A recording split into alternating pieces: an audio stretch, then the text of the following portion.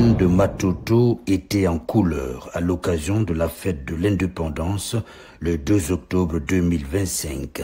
S'inspirer du passé pour construire l'avenir ensemble, souveraineté économique, c'est le thème qui avait été retenu pour cette fête d'indépendance.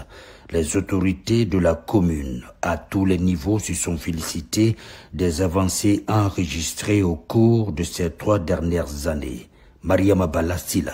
La commune de Matoto a célébré avec enthousiasme le 67e anniversaire de l'indépendance de la République de Guinée. Le président de la délégation spéciale de Matoto, arborant le drapeau de l'indépendance, a chaleureusement exprimé sa satisfaction et ses félicitations envers le général Mamadi Doumbouya. Il y a longtemps, nous n'avons pas fêté un anniversaire comme on l'a fait aujourd'hui.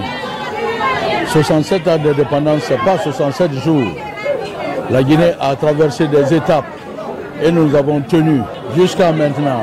Et maintenant, vous avez vu, avec l'arrivée du CNRD, à sa tête le président Mamadi Doumbouya, les transformations qui se passent dans le pays.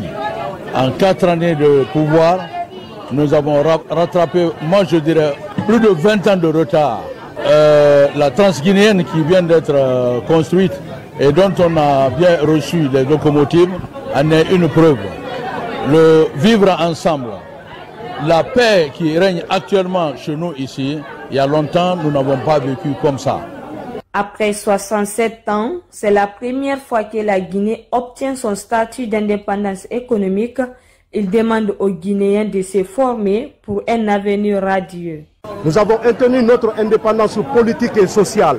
Il a fallu 67 ans pour avoir notre indépendance économique sous les magistères de son Excellence, Monsieur le Président de la République, le général Mamadi Doumbouya, qui est en train de faire de la Guinée un havre de paix et de prospérité à travers toutes les actions de développement qu'il est en train de poser aujourd'hui. Les faits parlent d'eux-mêmes. Il y a moins d'un mois, la Guinée, à travers les institutions de Bretton Woods, du Fonds monétaire international, de la Banque mondiale, la Guinée a été classée comme le 2e pays le plus économiquement stable de l'Afrique de l'Ouest.